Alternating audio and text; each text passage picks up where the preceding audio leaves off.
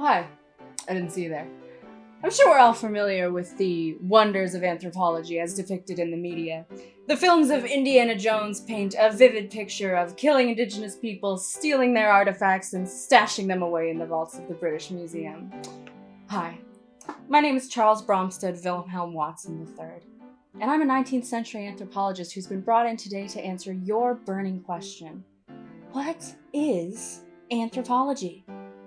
Here in North America, we are blessed with an overabundance of artifacts, and I couldn't be damned to tell you where they came from. A lot of people say these indigenous Native Americans roaming around were responsible for them, but I cannot see these people building these massive earthen structures. Honestly, my best theory is a lost tribe of Israelites, or perhaps aliens.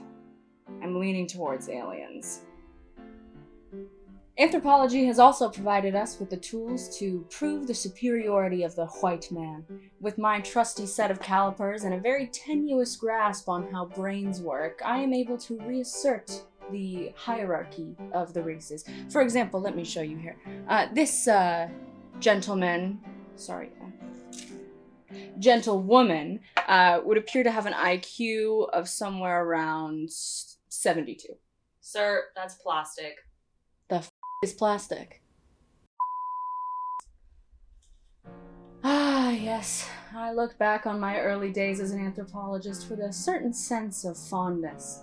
You know, I had a really key role in providing a scientific basis for the racism that people were so excited to get into. And I mean, honestly, I can't even believe people bought this stuff, suggesting that some people were more evolved than others based solely on the size and shape of their skulls. I mean, what does that even mean? But the public bought it, and white supremacy really took off. We didn't even need to measure anything to convince people to be racist. We could go and observe different cultures, see some different stuff, go there primitive and weird, and hit the pubs by noon. Easy. But by the 1960s, things really started changing. New anthropologists started entering the field with these crazy ideas like all cultures are complex and saying that I was old, weird, and racist. Women began entering the field, bringing feminist ideas and wanting to talk about the role of women in the past. What were they doing beyond, making dinner for the men to get home to? Women can't even ride in a car without their uterus flying out the window due to the speed. How can they be anthropologists? Come on. Yeah, no, sorry, I'm just filming something. I'll get back to you. Anthropologists began to communicate and collaborate with the very cultures that they had been marginalizing this whole time. And do you know what they found? Nothing. That's not true. They found answers. Answers they hadn't been able to find on their own. Turns out the people who are best able to understand a culture are the people that are actually a part of that culture. Who'd have thunk it? Those same marginalized communities we once suppressed are starting to become anthropologists themselves, further widening the field with diversity and inclusivity and introducing their own unique perspectives and ways of knowing. Does this mean anthropology is perfect now? No, of course not, but we're actively taking steps to make the field more anti-colonial, to introduce queer, feminist, Black perspectives, and try to make things more diverse. So, I'd like to take this opportunity to reintroduce myself. My name is Rebecca Lahosky, and I am a master's student in anthropology who just wants the public to understand why I'm so excited about bog bodies and primate hands. And alongside my co-creators, Kaylee Wooldham and Sophia Agoston, I'd like to pose the question again. What is anthropology today, now? But let me change one thing first. Whew. Much better. Anthropology, much like myself, contains multitudes. Also, much like myself, it's been accused of having a bit of an identity crisis because it's really more like 4 sub-disciplines all in a trench coat than it is a singular monolith. Those 4 sub-disciplines are archaeology, biological anthropology, sociocultural anthropology, and linguistics. Each of these disciplines provides a unique lens through which we can analyze humans. And that's kind of the whole point, considering that anthropology comes from the Greek anthropos, meaning human being, and ology, meaning the study of. A little bit of linguistics for you there.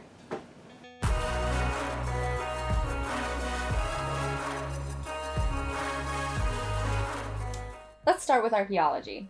If anthropology is one direction, archaeology is Harry Styles. If you're familiar with any of the disciplines, it's probably this one. Archaeologists attempt to reconstruct the lives of people in the past by analyzing what they left behind. Artifacts like pottery, the floor plans of old buildings, arrowheads, even pollen and garbage can all be used to figure out what life was like for people in the past. Now, fair warning, it's definitely not as sexy as it looks in the movies. These people are basically just glorified dumpster divers, and I'm allowed to say that because Kaylee's an archaeologist, and she told me I could. But a fun exercise for you guys at home, look around at the stuff around you and try to figure out what a future archaeologist might say about the way you lived your life. For example, if an archaeologist looked at the vast amounts of takeout containers and shopping bags in my room, they might think that I ran some sort of very successful trash heap. Biological anthropology isn't everybody's favorite, but it sure is mine.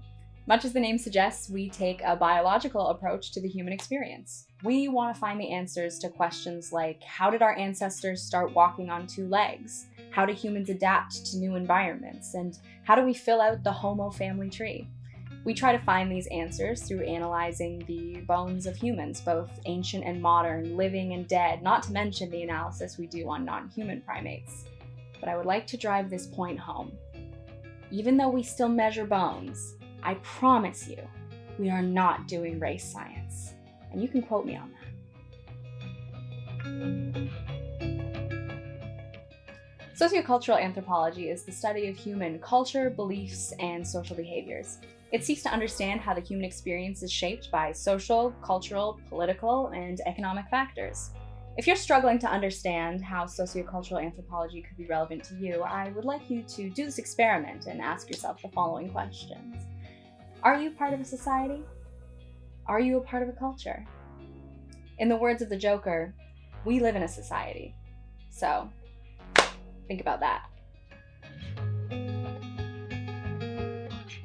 Finally, linguistic anthropology explores how the language we use actually influences the ways we communicate, how we develop our social identities and form our ideologies. It can also help us study how to revitalize or preserve endangered languages. If you or a loved one is a linguistic anthropologist, you may be entitled to financial compensation. Please follow us on our TikTok or leave a comment in the YouTube box below if you would like to join our team, because we are severely lacking your input. So, back to our question. What is anthropology? Anthropology is people trying to understand themselves, the many different ways there are to be human. We question how we got here and what we're going to do about it. We look to the past and across borders to honor the many different ways there are to be human. We are one species. Our similarities bring us together, and our differences show us what's unique and special about all of us. Thank you guys for watching, and I hope you took notes, because this will be on the test. Thanks again for watching our video. We hope you enjoyed it. Did we change your perspective on anthropology? Do you have other questions about anthropology that you'd like us to answer? Please leave those in the comments below. We would love to read them while procrastinating our other assignments. See you in the next one.